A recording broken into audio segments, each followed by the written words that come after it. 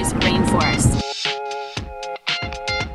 We're going to be unfurling this banner with 42 activists on a frozen lawn, in the snow, in the freezing cold weather.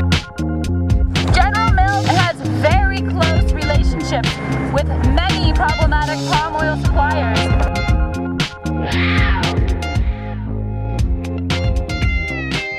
Notably, its closest neighbor, Cargill Incorporated. It has a very unique ability to affect the palm oil marketplace, both by changing its own consumption habits and by publicly taking a stand against rainforest destruction from palm oil. One of the largest and most problematic palm oil suppliers in Southeast Asia is General Mills' key supplier of palm oil. General Mills is directly contributing to the destruction of rainforests in Indonesia, Malaysia, and Papua New Guinea. So therefore we're asking General Mills to stop buying palm oil from Cargill and cancel their contract now.